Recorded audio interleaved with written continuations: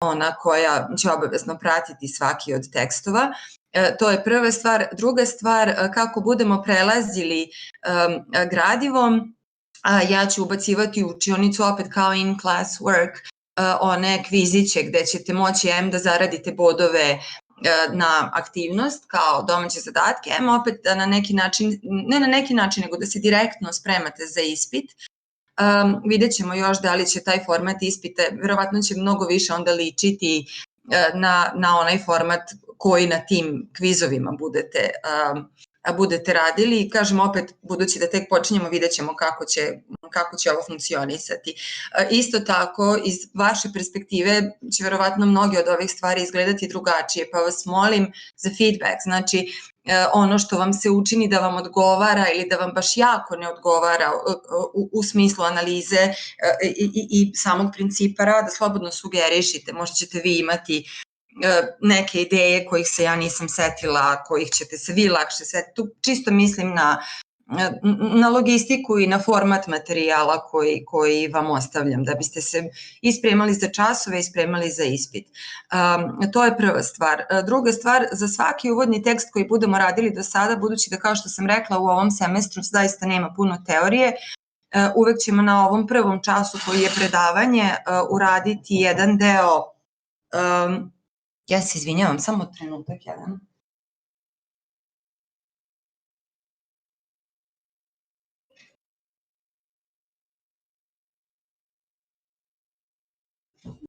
Ja se izvinjavam što sme, jer imam jedan veliki problem oko do 3 sata samo, zvala sam. Dojela sam. Ništa vas ne razumem. Siđite na 4. sprat i nađite Dušku, predsjednicu kućnog saveta, i njoj se obratite. Nema nikog. Ne mogu ja, ne.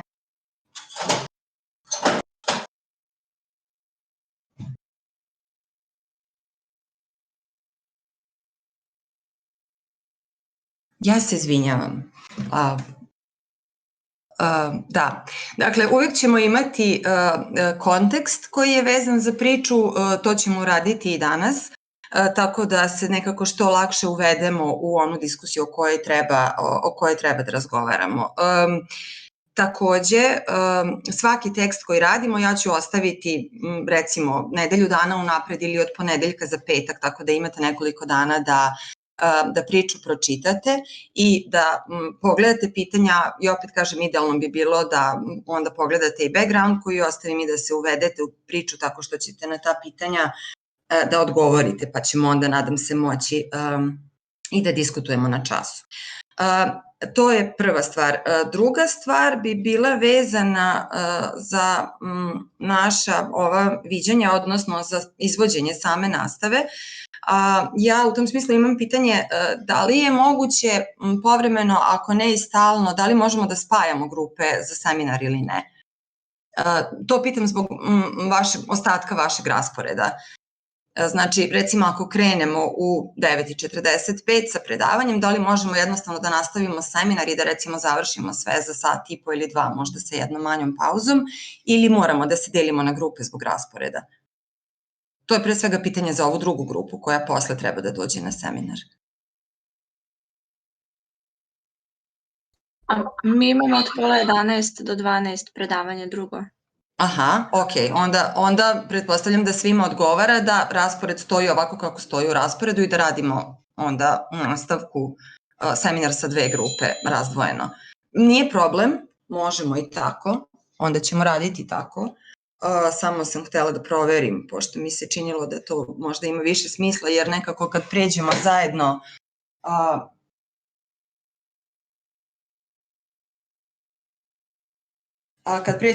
sve, onda svi slušaju isto, ali ok, ponavljat ćemo, pa nadam se bit će slično, valjda će funkcionisati.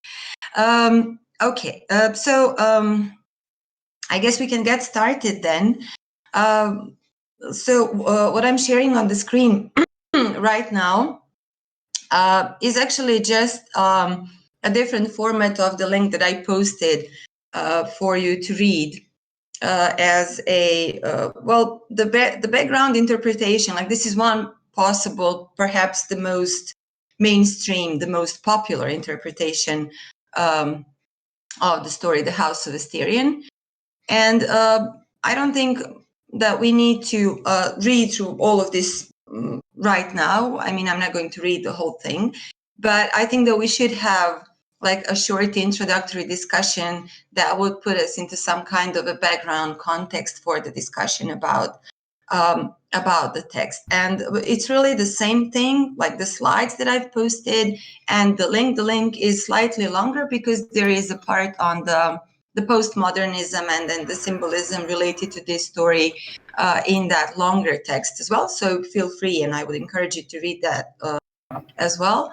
On these slides, you'll find, let's say, the highlights which are most relevant for us for the purposes of this class and for our analysis. And starting from the genre, you can see here that it says that this is a short fantasy story. You will also find the places in discussion on the internet where some critics will say that it even has elements of the horror story because of the way in which the tension is building, because of the introduction of some details of the interior of the labyrinth, where death as the dominant reality of the labyrinth is presented. But okay, I believe that this, let's say, the most widely accepted interpretation that it is a fantasy story should also work from us. Another important point about the House of Asterion is that it is really the adaptation of the classical Greek myth from the Greek mythology. Are you familiar with the myth, maybe? Do you know the story of the labyrinth and the Minotaur and the creature that was imprisoned there? Yes. Yes. Mm-hmm. Can you tell me something about it? Like who built it and what happened? Who are the main characters in the classical myth? And what happens in the end also? The labyrinth was built by Daedalus, I believe. Mm-hmm. Mm-hmm. And there was a place of that was meant to torture and eventually kill Spartan or people from Athens. Mm-hmm. And what did they do with those people from Athens? Do you remember? They took a certain number of them and and they sent them inside. Yes. Yeah, Mm-hmm. take them inside, and not only could they not escape, they will eventually be killed by a Minotaur, but eventually there Theseus, who killed Minotaur and became a hero. And became a hero, yes. And how did he manage to escape from the labyrinth? Because the idea was that this thing was impossible, that it was an impossible venture. Do you know? Yes, a woman gave him. Ariadne. She gave him. I don't know how you say it. I forgot. She gave him a thread of wool. Yes. And he could just follow it and right, come back. And escape. Exactly. And just another detail, which is also relevant for the analysis, what does the Minotaur look like? What kind of a creature is it? Is it human? He has a body of a human and a head of a bull. The head. Well, actually, it's, I think, yeah, like the upper part. It will depend. It's vice versa. I think it's the other way around. No. It has no. It's this way. It's just like the upper part, the torso, is sometimes represented as more human, like with arms, and sometimes it's bigger than a normal human. You will probably find also different images in different places, especially if you look online. The point is that it's half man and half bull. And why did I ask this question? Well, because in our story, and we're just about to make this parallel to see how this adaptation was actually done by the writer in this case. Did you get the description of the main character in the story that you read? The House of Asterion, does it offer a description? Do you know what Minotaur? He offers options of his appearance, I guess, somewhere near the end, I feel like. Where? I mean, where he says something about the head and of the human and the body of the bull.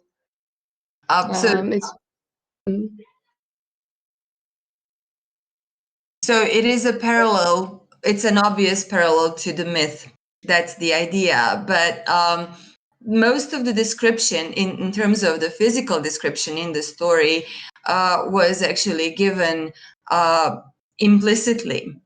And it was given implicitly from the perspective of the main character. And we're about to discuss that, to see how he, I guess to try and resolve like these two things, the level of the inner world and then the outer world, and how reality is presented in this story, and what does the Minotaur know about himself, and what does he choose to actually tell us, because it's not always the same thing. And the explicit description is only there in these implicit hints and traces. And okay, so we are going to see where.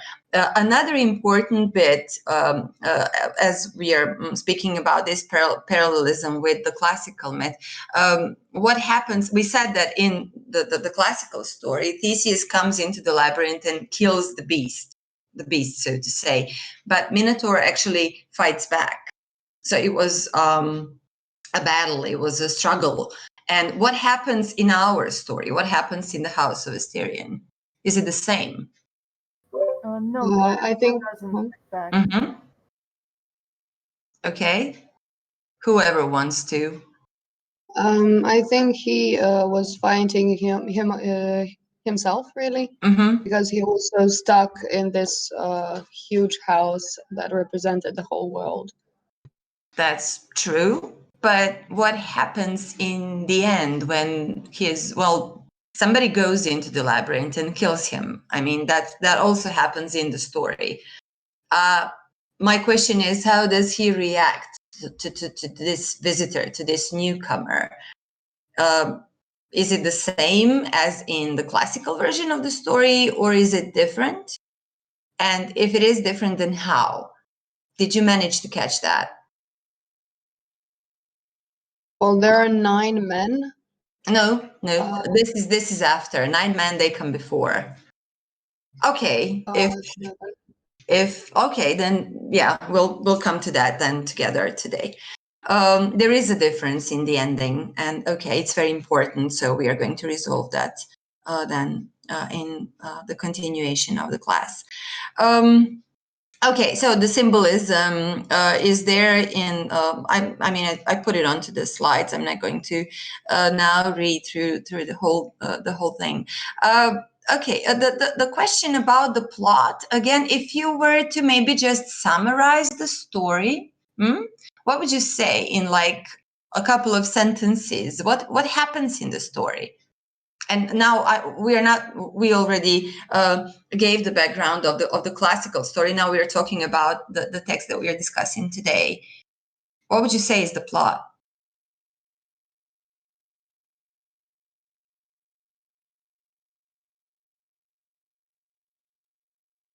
Okay, well, who is the main character?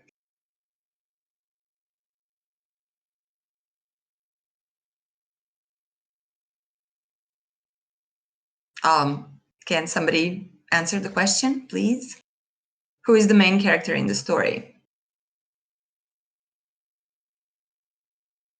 Well, it's Asterion, obviously.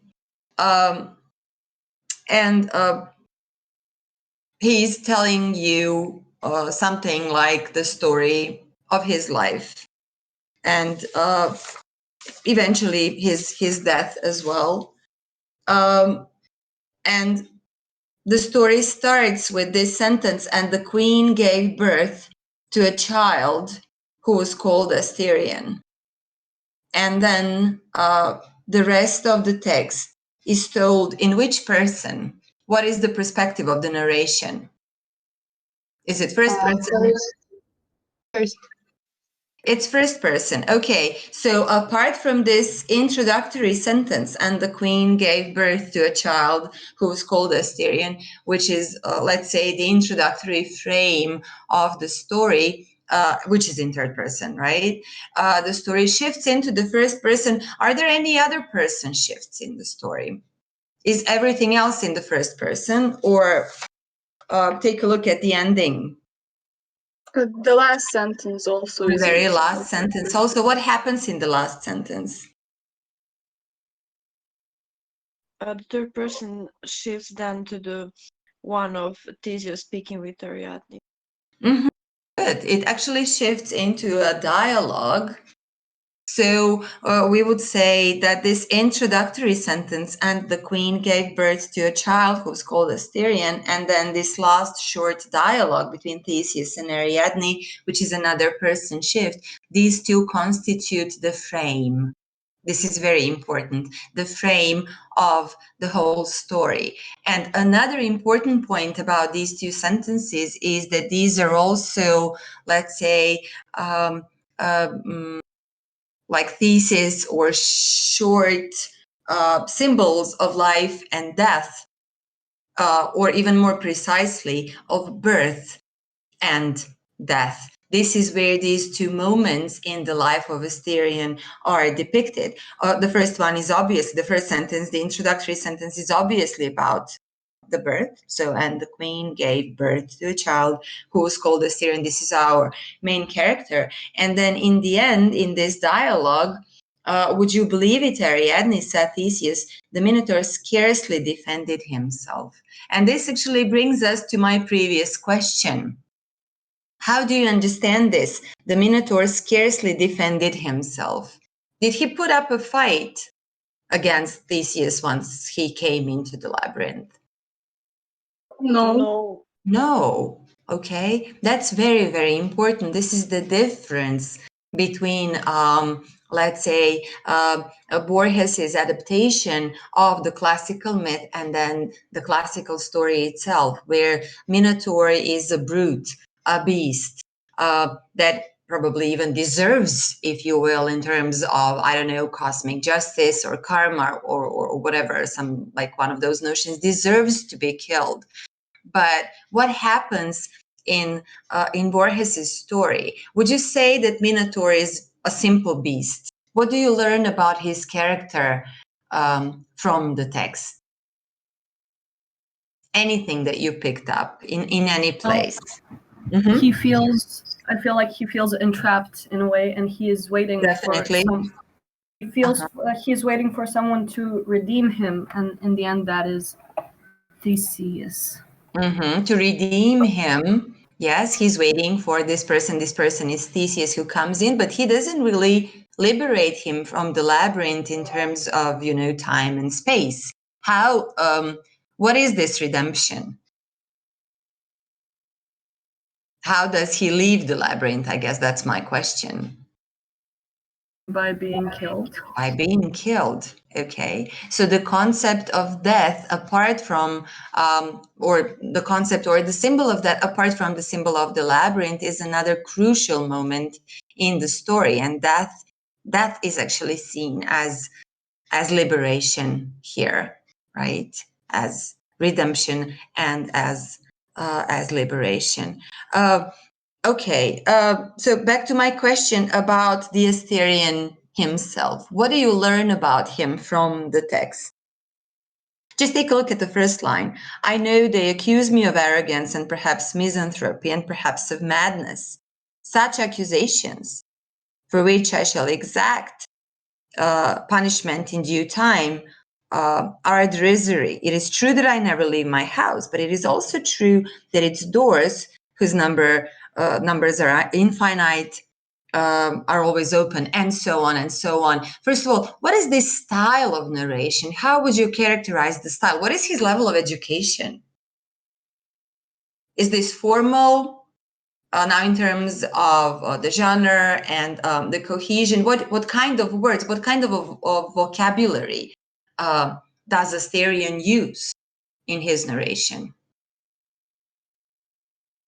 He seems educated. He can't. He seems. Yeah, he couldn't be just a brute. Definitely. Okay. He seems educated. He seems to even be like this real humanoid character. Like, I'm not going to say human, but a person. Hmm? Does he have inner reflections? Does he have feelings? What do you conclude? Yes, absolutely. Uh-huh. And he seems very innocent in all of that he does. He seems very, the way he's trapped, it seems that he's so innocent and doesn't know what he's got himself into, kind of. Okay. It has that vibe. Uh-huh. He seems, I really like it that you used that word innocent, because that is going to be another important point in our discussion, this innocence of the main character, which is questionable.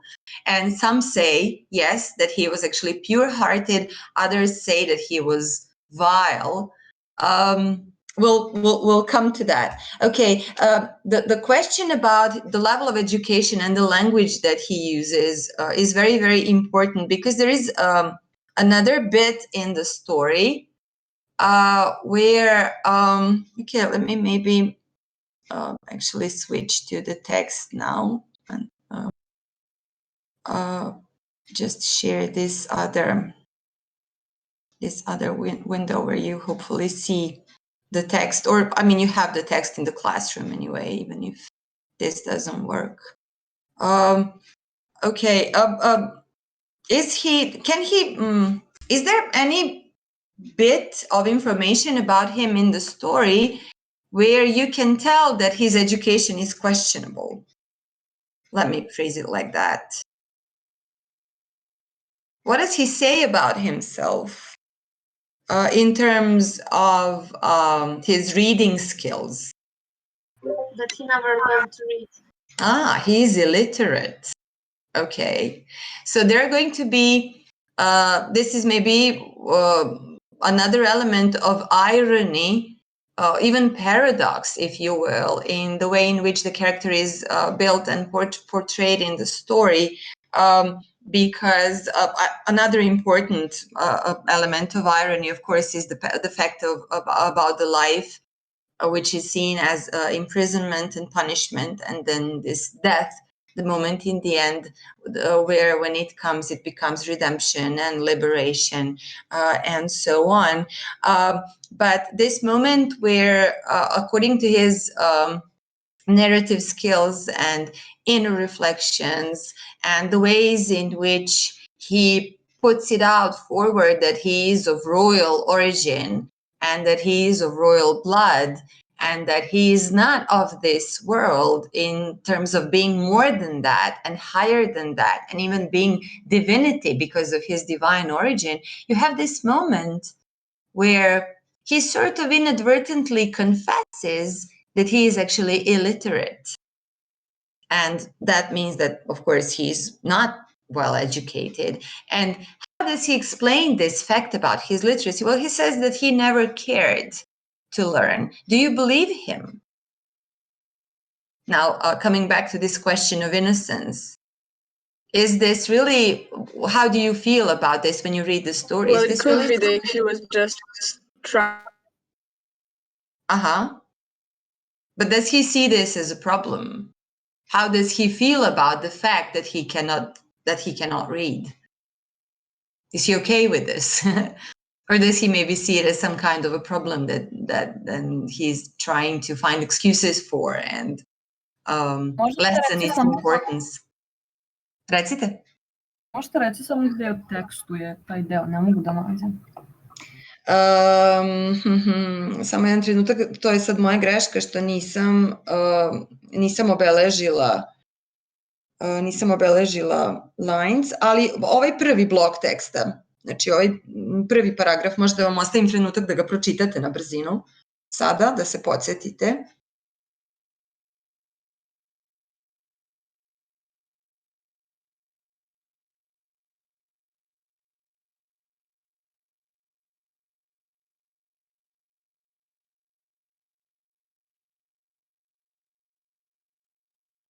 Ste pronašli?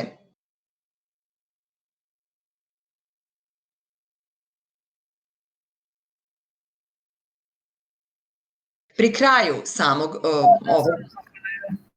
Znači imate ovaj moment gde on kaže the fact is that I am unique. I am not interested in what one man may transmit to other men. So he is above all that. He at least tells you that he sees these things as trivial and not really important. So I'm not interested in what one man may transmit to other men, like the philosopher. I think that nothing is communicable by the art of writing. Bothersome and trivial details have no place in my spirit, which is prepared for all that is vast and grand.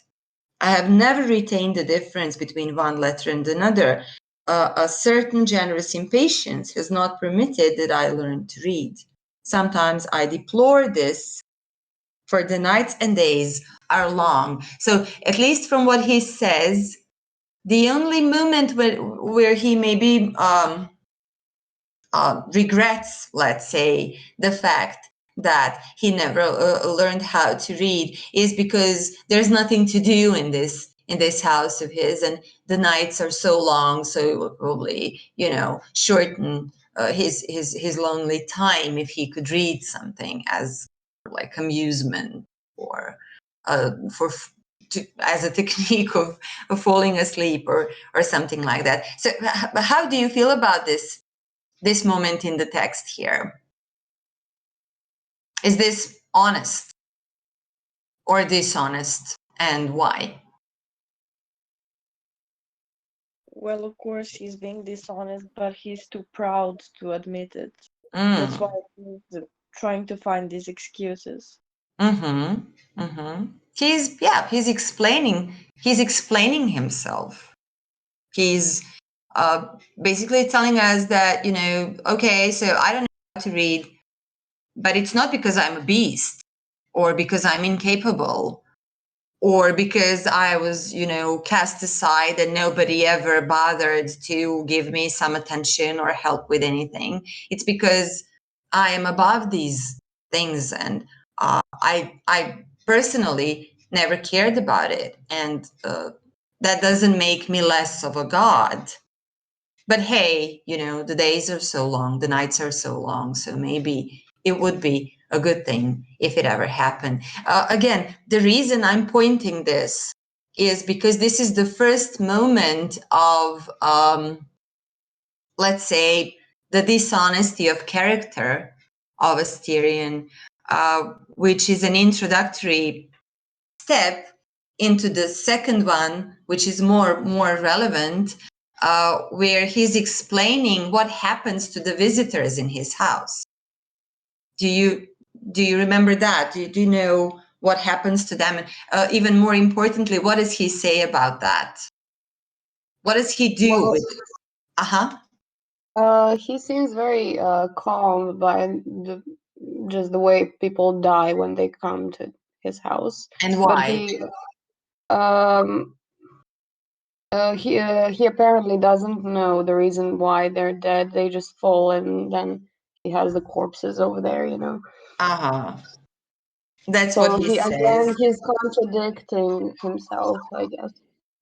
Absolutely. And okay, what does he say? Every 7 or 9 years, something like that, 9 men come in for me to free them of all evil. That's what he says in the text. So this is another moment, which is again an introductory step into what's going to happen to him, and his own vision and belief connected to death is that, death is actually liberation from life, which is a punishment. So it's not exactly that he doesn't know what happens to them. Yes, he does say they just fall all over the place. And then when he runs around the house himself, he finds them in the corners of his house, in the corners of this labyrinth. And he doesn't exactly say, okay, so they come in and I kill them. But you get this from the context that this is what happens, because they were sent in for Asterion to free them from all evil. And how does he free them from all evil? Well, he kills them. I mean, that's what he does. And this is another moment where he seems to be finding justifications for his own actions. And then if we were about to try and maybe in some more detailed level talk about his character, and again back to this original question, introductory question about honesty and dishonesty, where he is not being completely honest, well, either with himself or the reader. Because yes, he kills these people, and of course he knows it. He knows that he does this, but he chooses not to put it out in that way, not to say it in such words, rather again depicts it as something which is noble and higher, and almost as an act of mercy. Not almost, but this is like death being delivered to somebody is an act of mercy on the behalf of the deliverer, because that's what death actually symbolizes in the story. And why is this paradoxical? Well, okay, how does Asterion spend his free time? Did you find that detail in the story? He is very lonely. He's very lonely, and he spends time by running around and being dizzy and pretending like someone else is chasing him, just to not feel alone. Exactly. So he pretends that he has visitors, and the moment that you're referring to in the story is, I think it's, this one, where he says, of course, I'm not without distractions. Like the ram about to charge, I run through the stone galleries until I fall dizzy to the floor. I crouch in the shadow of a pool or around the corner and pretend I'm being followed, okay? Another moment of humanity introduced into the character of the beast. He's lonely, and he is hungry for company, and yes, somebody to share his fate with. And there is another story also in continuation of this. So the first part is this, when he runs around and pretends that somebody is chasing him. What's the other? But of all the games, I prefer the one about the other Asterion. I pretend that he comes to visit me and that I show him my house. With great obeisance, I say to him, now we shall return to the first intersection, or now we shall come out into another courtyard, or I knew you would like the drain, or now you will see a pool that was filled with sand, or you will soon see how the cellar branches out, and so on and so forth. So sometimes I make a mistake and the two of us laugh heartily. So he pretends that he has a visitor, and this visitor is somebody that he takes onto a house tour and like shows him like these different places, and the two of them even laugh together, right? But who is this visitor? When he imagines to have a visitor, is it a human? Like him. Another creature like him. Everybody else he kills. If he has a visitor with whom he actually shares a conversation, or something that's maybe even fun, or even tells a joke to, that has to be another him, another himself. Now, what does this tell you about his character, if anything? Maybe that he's a little bit selfish because he wants only what he wants. And that's it. The limit. Yeah. And also, I think there is this the fact that he's justifying everything. He's just, I guess, trying to help his God part remain inside of himself, because he doesn't want to lose that, but he still wants to be different, but he wants to socialize. He's constantly contradicting himself. Absolutely, yes. He's constantly in this paradox. He's constantly in a very, very strong contradiction. Exactly. Okay. Also, he thinks very highly of himself. The other people need to be cleansed of their evil, but if it were another Asterion, That would be a person equal to him, and he could actually deal with them and not kill them. Exactly. Okay. So he feels, or at least that's what he shows to us. That's what he tells the reader that he feels about himself, that he is royalty, that he himself is more than a human. He is the cleanser. He is even the redeemer for everybody else. And the only person that could be, let's say, a friend or somebody that he actually shares something with has to be an equal to him, which humans are not.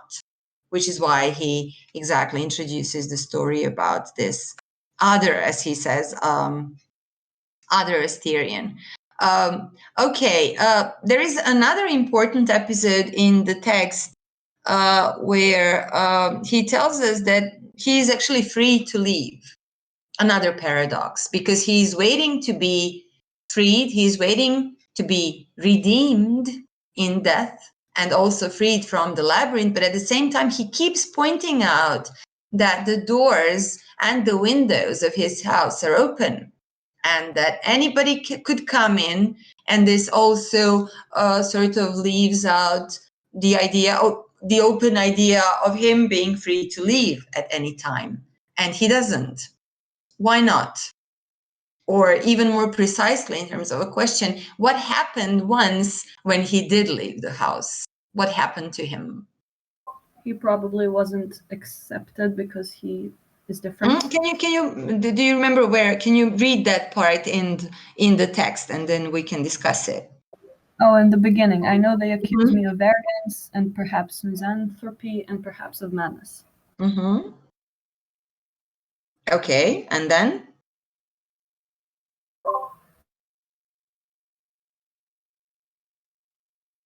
There is a description, an exact description of how people reacted. Like he left the labyrinth once. He left the house and went outside into the world. And what was this reaction of the world to him? What did he face when he left the house? Besides, one afternoon I did step into the street. If I returned before night, I did so because of the fear that the faces of the common people inspired in me, faces as discolored and flat as the palm of one's hand. The sun had already set, but the helpless crying of a child and the rude supplications of the faithful told me that I had been recognized. The people prayed, fled, prostrated themselves. Some climbed onto the stilabat of the Temple of the Axes, others gathered stones. One of them, I believe, hid himself beneath the sea. Not for nothing was my mother. Oh, okay. So people are very scared of him. They were very scared. So some of them even killed themselves. They were jumping into the sea. They prostrated themselves. That means that they fell onto the ground and prayed when they saw the sight of the Minotaur. Others gathered stones. What for? What did they gather these stones for? Probably to defend themselves. To throw the stones at him. So what he faced was limitless fear and horror and even violence that he was causing by not even doing anything, just by trying to walk into the streets. And again, just look at the perspective from which he is narrating this, as if he doesn't understand why. Okay, he's telling us, look, I left the house once and this is what happened to me, but it's not my fault and I'm not responsible for this in any way. It's just this stupid, brute, uninformed, ignorant, violent humans. This is what they did, and this is what they were preparing to do to me. And this is why, I never leave my house, because there's nothing out there that I would like to face. And again, when I told you in the beginning, this implicit description of the physical appearance of the Minotaur is probably mostly vividly, in a most vivid way, given here. in this particular bit of the story, in this outside reaction to his appearance once that he is there in the streets. And again, when he is narrating this part of the story, he's finding excuses and placing blame, right, outside of himself. But then, since the doors and the windows of the house are open, the visitors may, come in at any time and at any point. Okay, good. Now, if I were to ask you, let's say, if I were to ask you about the setting or the two types of setting that we are hopefully at this point familiar with, what are they and how would you explain them? The integral and so the inside, let's say the inside and the outside context of the story. What do we get? What is the inside and what is the outside and how are they different? Well, the inside is probably his own, you could say insecurity, maybe. And the outside part seems like his innocence, like his loneliness, that sort of setting. So we would say that you have like two kinds of reality almost in the story, where the first reality is presented as Asterian's inner world. And this is really this first person narration, which is told from his perspective, from his inner perspective. And then you have the outside reality, which is maybe the so-called objective reality or the outside context in which the whole story is taking place. Okay, very good. Since it's 10:30 now, I would just like to say that the other group, you guys can just go to your next lecture, next class or whatever, and then come back at 12. And I would prefer it, if possible, if, group one just stayed with me so that we can carry on with the discussion. Is that okay? If you need a break at some point, you can let me know and we can take a short break. Do you need a break now? Okay. No. I'll take this as a no. Yeah. Okay. So the two-leveled reality, the inside, the one that comes from Asterian's perspective, that his inner self, his own mind, his own person, and then the outside objective reality. That's the first important bit, like when we try to conclude some things about the elements of the story. Another important element is the style of narration, which we already characterized as formal, bookish. The story, the first part, the first person narration is given in an elevated formal style, which is supposed to reflect a spiritual and educated narrator. Mind you, this is how Asterian chooses to represent himself. This is his own choice. And of course, he is capable of doing that. This is also his own ability presented at the fullest here. So this first person narration is actually coming from in the format of an inner monologue, basically, and it's coming directly from Asterian's inner world, his own psyche. He's sharing his inner being with the reader. Through this sorry? No, it kind of reminds me of the picture of Dorian Gray, like two sides, two faces, molecules in general. Yeah, exactly. It probably should. There is this parallel of the Minotaur in his underlying true nature, perhaps really being vile, even evil. That doesn't make him into a beast. I think that makes him even more human And it's probably a logical result of what's happening to him, you know, in reality, in the world. Well, that's probably the description of him as being more human, since, you know, he needs socialization. Absolutely. You know, he needs certain things that a normal human being would need.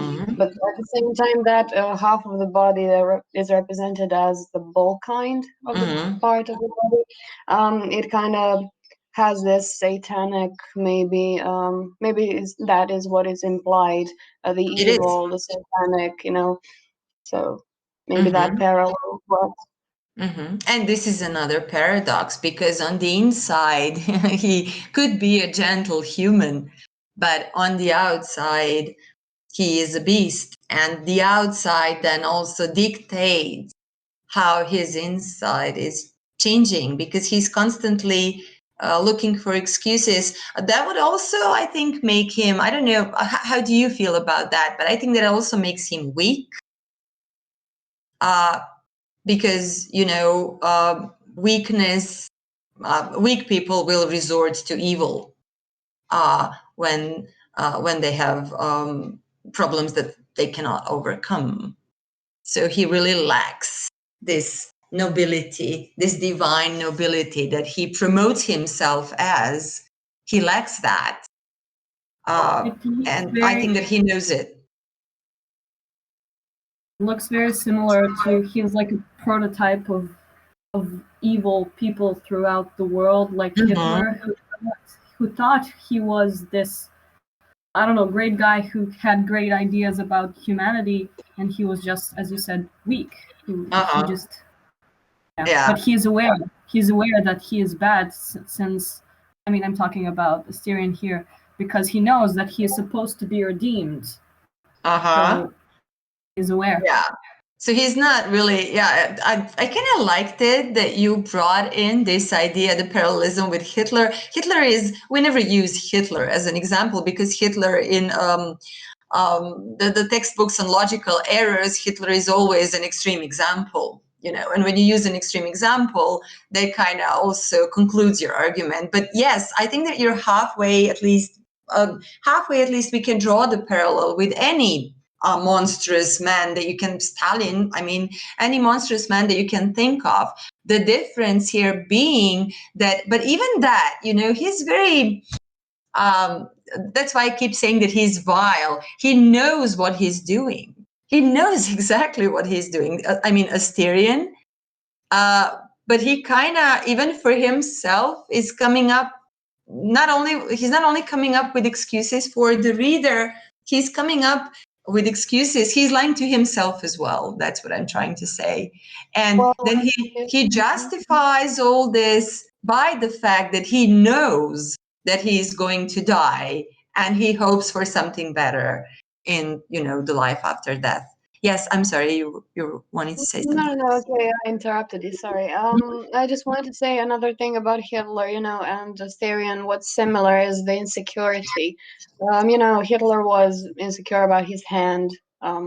He had a shaky hand. He was insecure about everything, yeah. Yeah, pretty much. Yeah, so Asterion is insecure about his appearance, probably, and the way people look at him, and that created all of this evil thinking, and it created his personality, and that's why he contradicts himself constantly.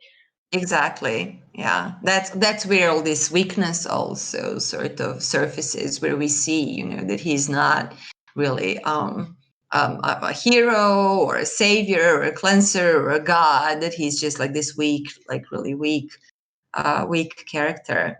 That's why sometimes in the literature, some critics call him innocent.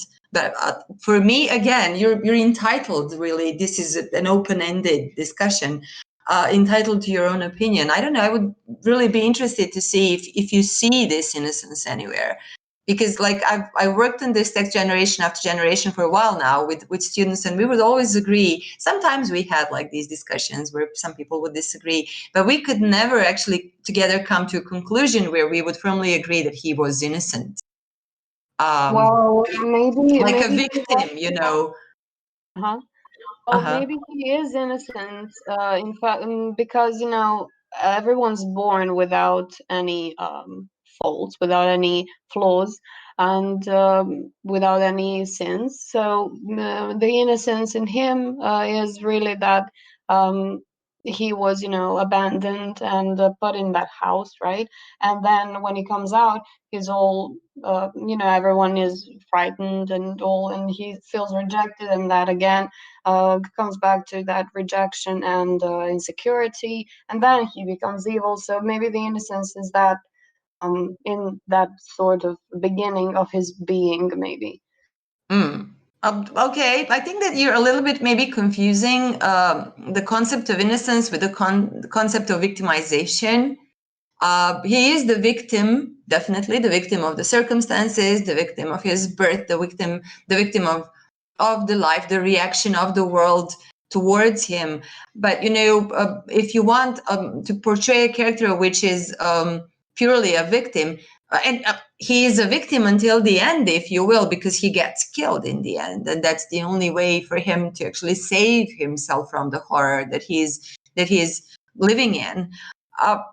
And I would have no problem with accepting that if he didn't give us all these details directly from the inside of his mind, where he seems to be extremely intelligent and elaborate, and he seems to lie, about the reality of the world. To me, he does not appear as somebody who will honestly tell you things that he knows.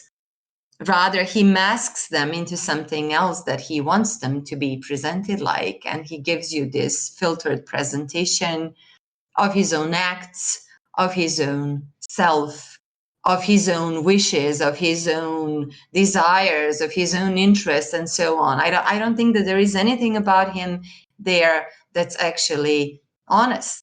And you cannot be innocent if you are dishonest. I mean, it's also a contradiction. So I don't know. Again,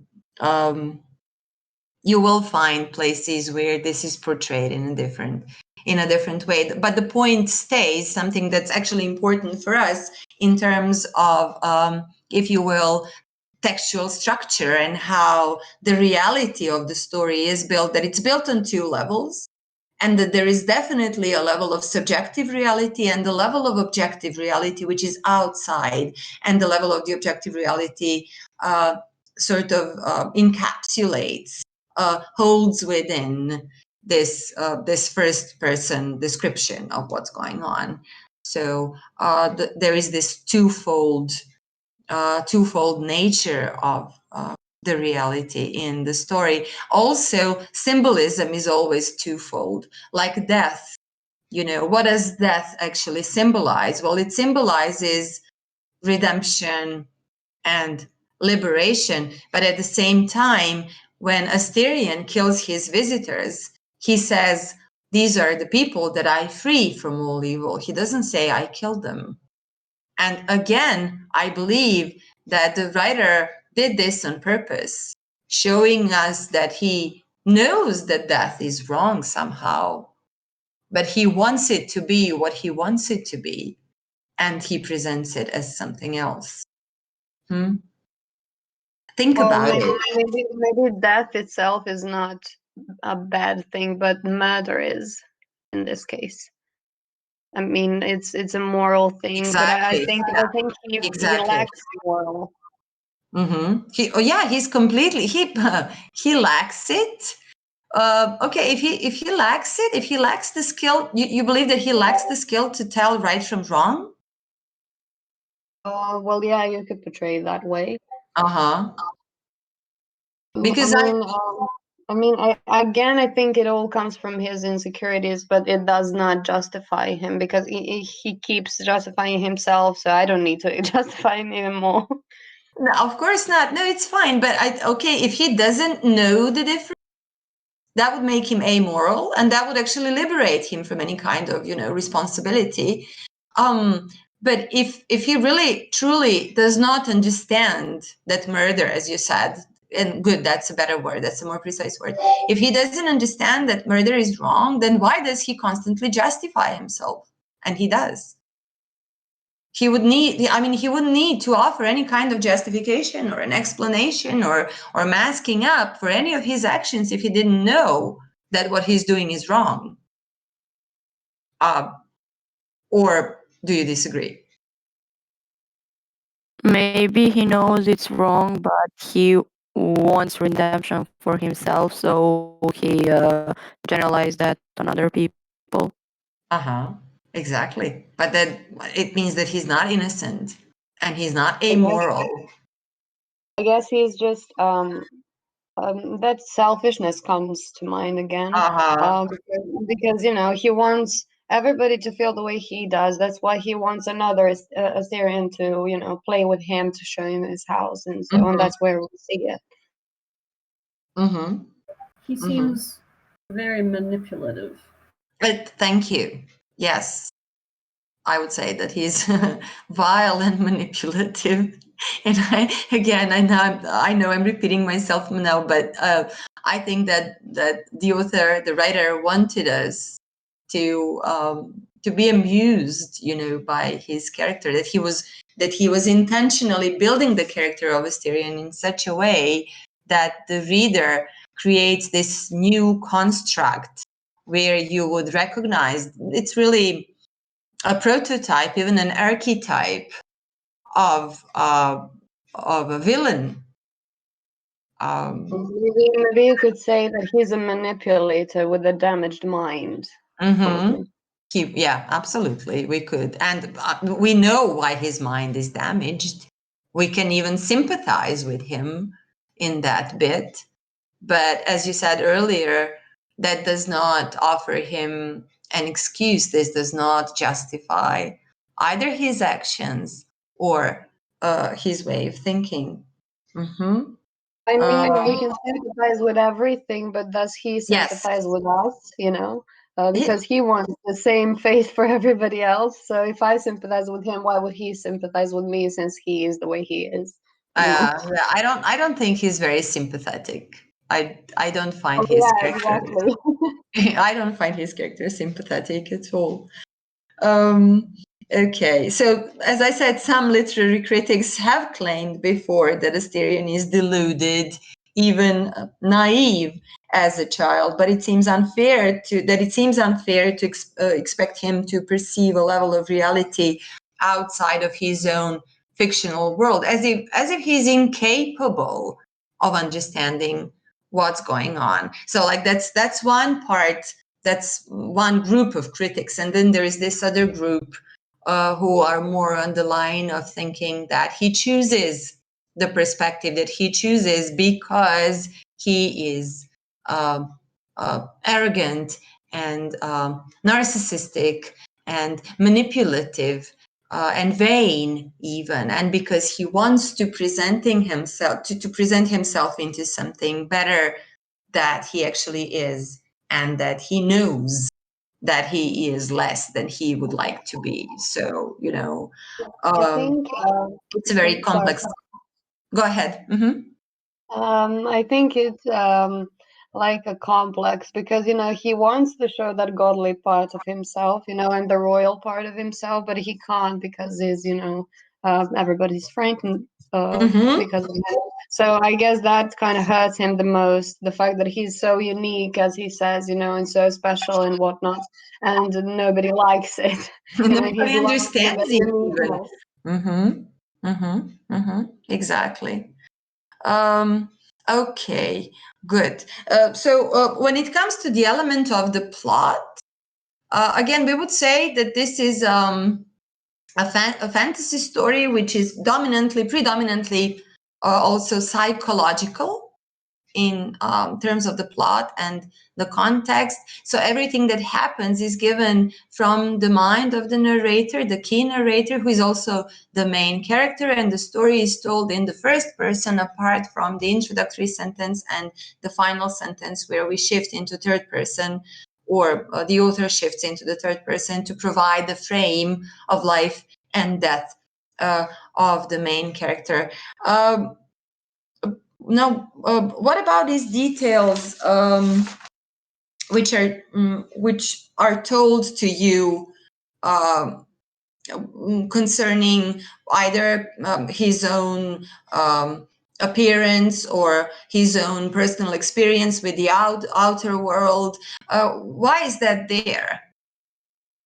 Apart from the obvious that we just discussed, it's there to build the character, and it's also there to build like this specific level of reality. But what about the sense of purpose? I guess that was going to be the question. The symbolism of the labyrinth. What does this labyrinth stand for as a symbol? How do you understand it?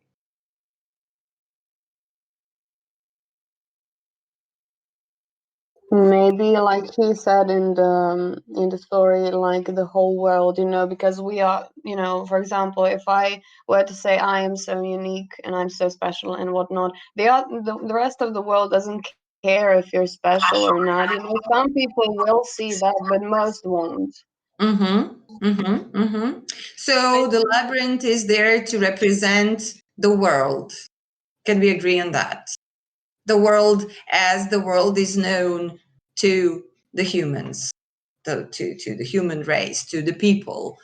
It is also there as the minimal context, as so the house of Asterion, in other words, could be the universe.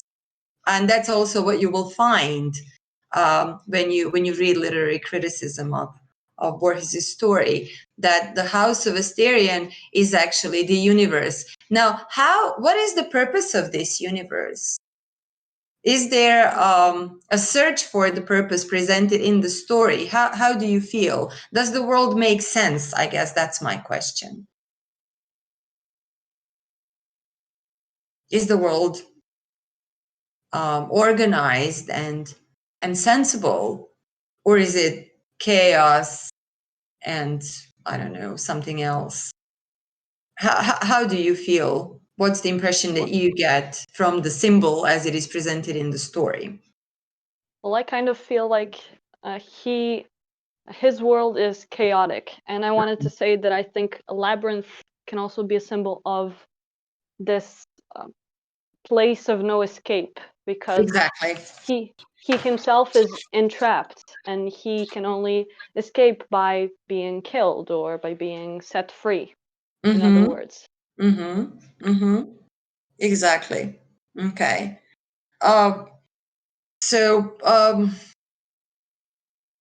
in his own mind, in his own world, he sees only chaos and darkness and death. And this is his inner world. Where does his redemption happen? How do you feel about that? Once we shift into the third person in the end, does it happen in this inner reality or in the outer reality? Or does it happen in both places? And does it happen in the same way if it happens in both places? I believe it happens in both places. He doesn't fight back. He doesn't. He just accepts his fate. So that means he realized it in his own mind, and that also happened in the outer world. In the outer world, what happens, like what would the people see from the outside? Well, from the outside, they just see the beast being killed. In the outside reality, what happens is that the beast is dead. And in this inside part, this inner context, this inner reality, Asterion sees himself as finally being saved, redeemed, and liberated. And it's also interesting to always bear in mind that this redemption for him, you said he accepts his fate, and that's true. He sees Theseus coming in to kill him as a quest of, or an act of fate. He also sees it as an act of mercy, but he also sees it as an act of punishment. So he is being punished and redeemed at the same time, which is another paradox in the story. Why does he see this as punishment? Well, because he knows that murder is wrong. And at the same time, he knows that he deserves to be killed or punished, if you will, for his previous actions. But at the same time, he chooses to believe that death delivered to him, even if it's delivered in that way, to him will bring freedom, redemption, and then something better in the life thereafter. So this is a chain of paradoxes. I mean, there is a chain of paradoxes in the story. It's a paradoxical chain of chains, if you will, which is very, very intricate and very, very elaborate. And it was built extremely skillfully by the writer. Okay, so I think that those are the highlights. And what I would like to do now, just to make sure that we didn't leave anything important out, I would like us to go together through the questions that I left for you to think about. Starting from question number 1, I believe that we basically answered all of them in our discussion, but I just want now to offer, for us to together offer a recap of the discussion so that we have everything answered. Okay, so question number 1 is, how is the story narrated? How does it begin and why? So just briefly again, how would you answer this question? If you have the answers written down, that's even better. But if you don't, you can just rely on the discussion that we had. So this is about a person and person shifts in the story. How is the story narrated? Well, we would say that you have the perspective of the omniscient author, and that the biggest part of the story, the main part, was narrated from the first person, but that it was shifted to the third person in the first sentence and the last sentence, and these two sentences actually represent the frame of the story and also symbolize the cycle of life and death, or life and rebirth, if you want to be optimistic about it. But it's the beginning and the ending of the life cycle. So the symbolism was actually presented in these person shifts. And you know that we take person shifts to be part of grammatical cohesion in the text. So this is textual structure, really, where the structure helps you bring out the symbolism which is present in the story. Okay, is this clear? Do you have anything to add maybe to this? Okay, then let's move on into question number 2. How would you characterize the style of narration, and why was this particular style chosen? Well, as we said, it's very formal, bookish, elevated, and it is there as a representation of the character of Asterion, or Minotaur, but Asterion, in this story, where he himself, as the narrator, portrays himself as more than a beast, and at the same time more than a human. Like this is something that he chooses, this ring of education, this formal style, this fancy narrative style that he chooses is there for the purpose of portraying him as a god, if you will, as something that's actually above the humans who are the part of this world that he is living in. Okay, who is the main character? The main character is Asterion in Borges' story, and he is actually parallel to the Minotaur from the classical Greek myth. What is the basis for the plot? Well, his birth and his death, and also the classical line of the tale of the Minotaur and the labyrinth. Which metaphor is central to the story? Okay, I would like you to tell me the central metaphor. You have more than one. Which one do you believe is the most important one? The house. The house, exactly. Yeah. Okay. The labyrinth, which is his house, and then also stands for the world, even for the whole universe.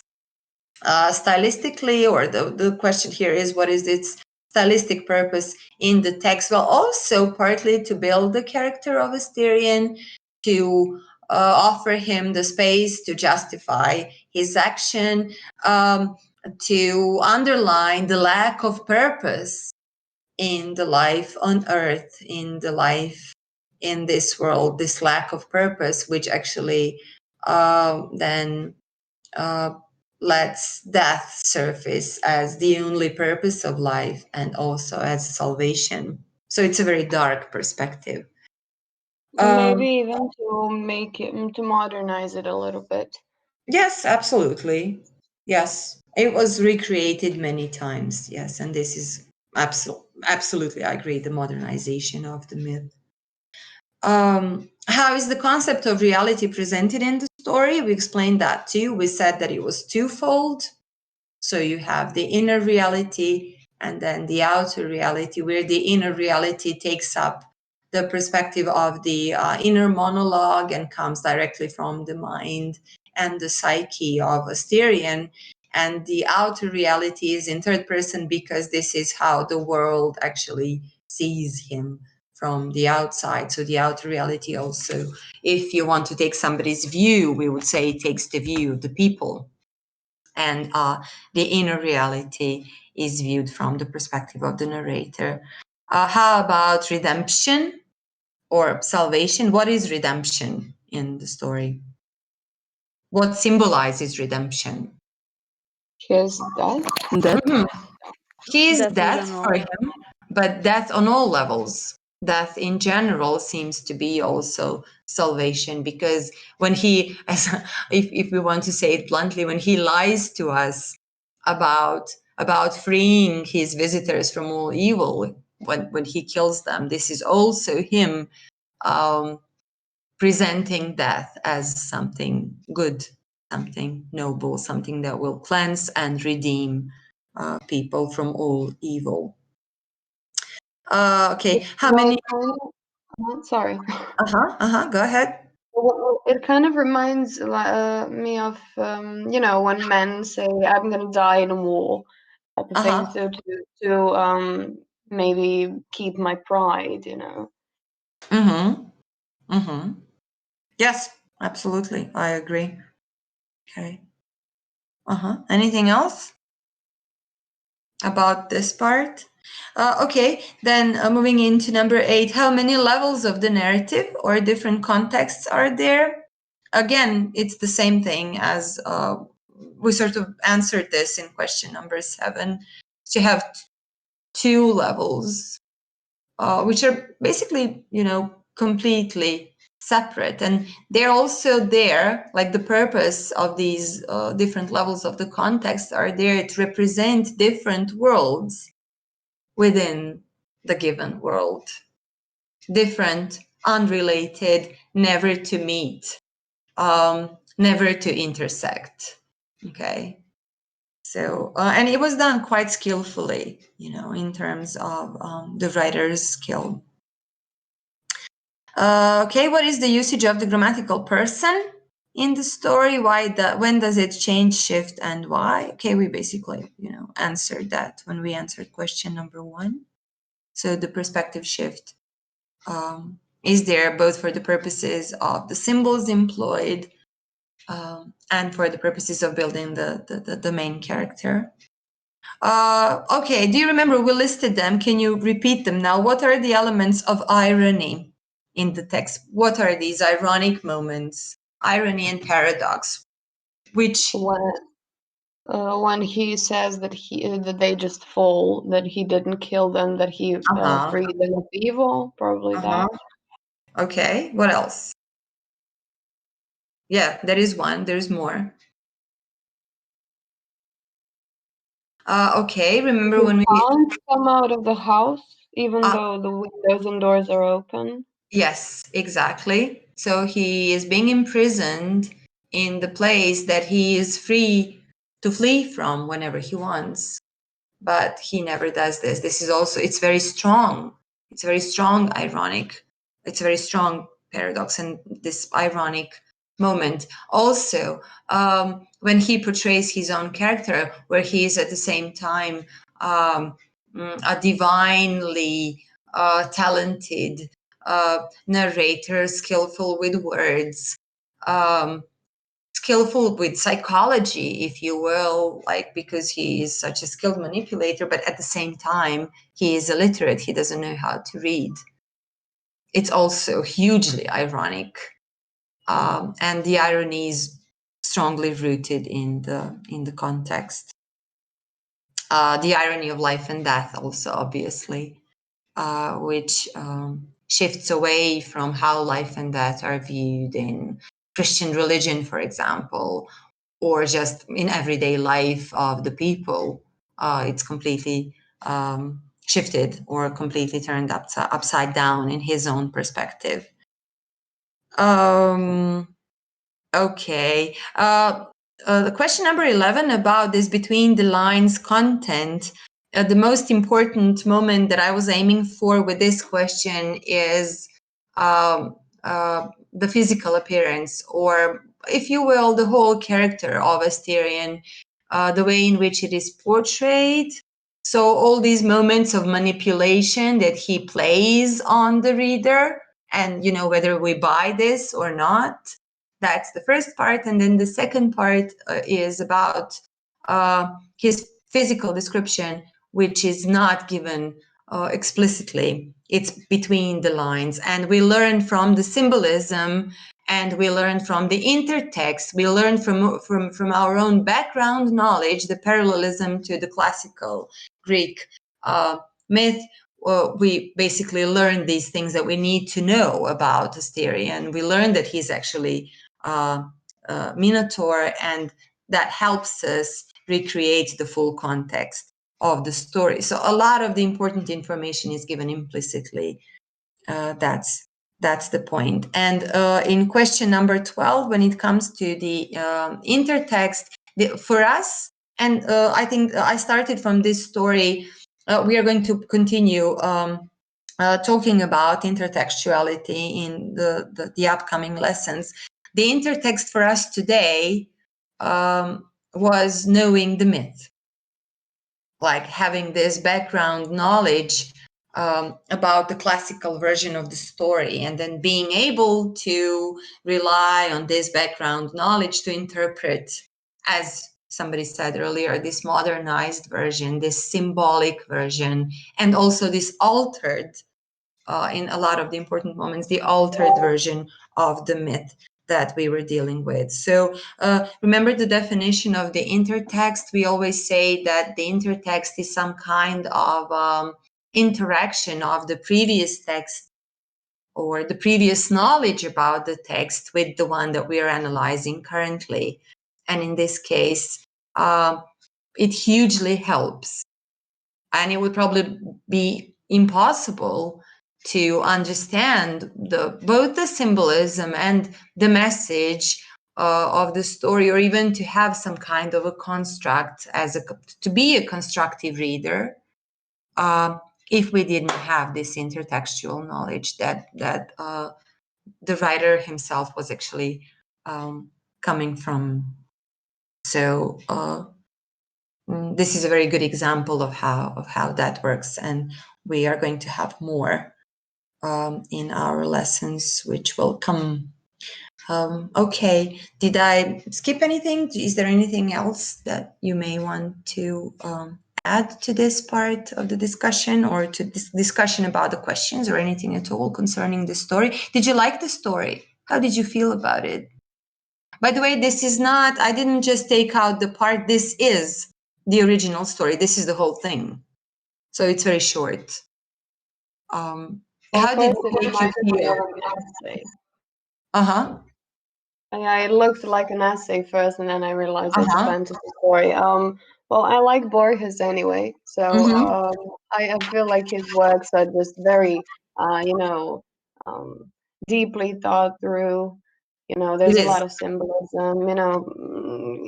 He just does everything very deeply. He really dwells into things a lot. So I like that.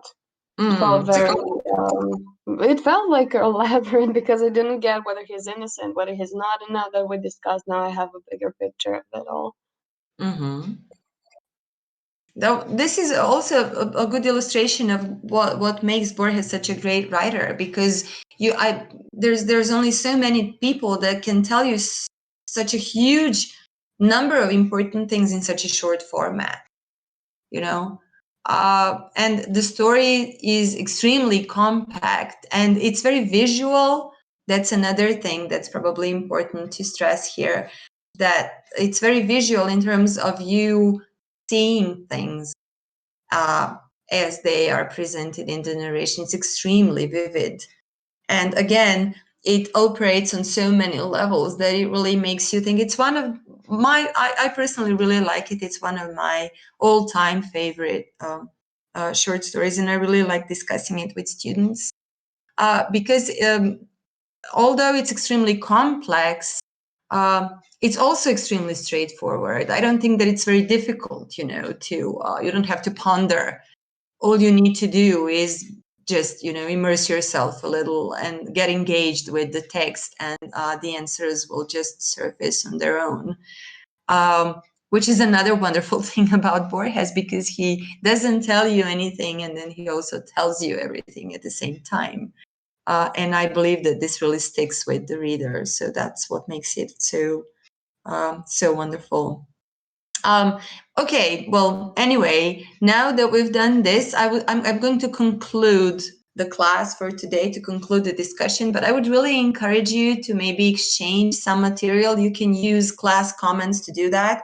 If you want to leave anything else that you believe was important that we said, that would be useful for you guys to study.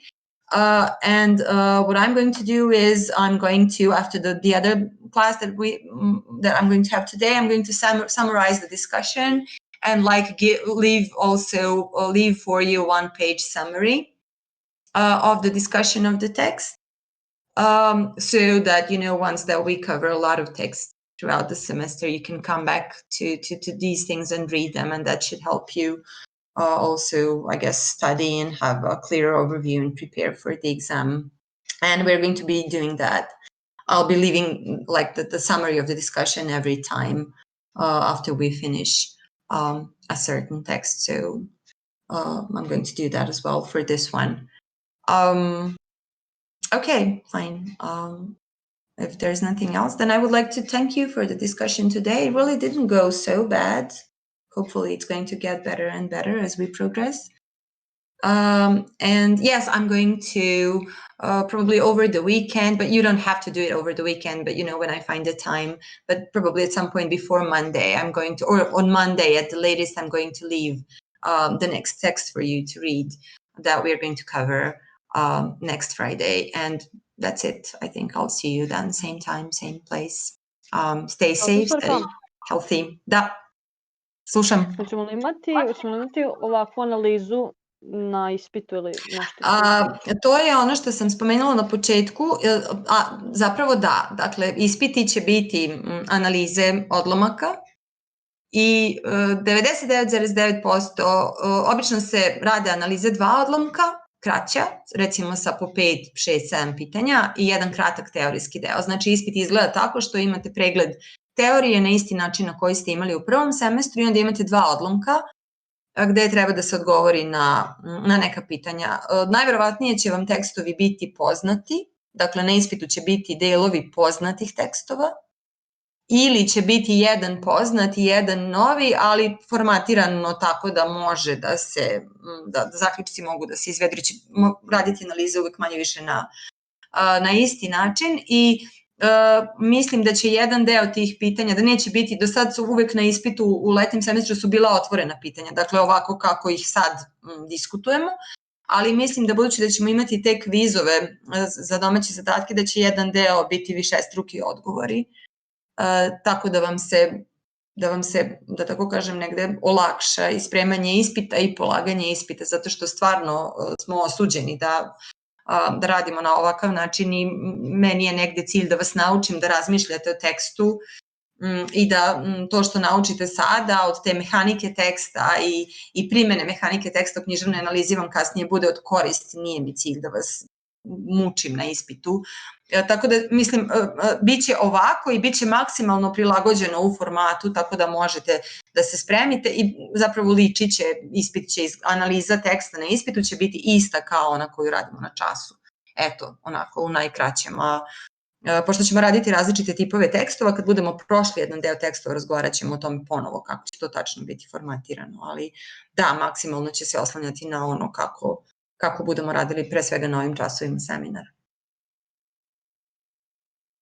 U redu? Dobro, ništa, onda to je to. Kao što rekoh, ostanite zdravi. Da li ste se vakcinisali? Ne, nećemo sada pričamo o tome. Ostanite zdravi, vidimo se sledeće nedelje. Lep pozdrav svima, ili čujemo, ili već kako god. Doviđenja. Goodbye.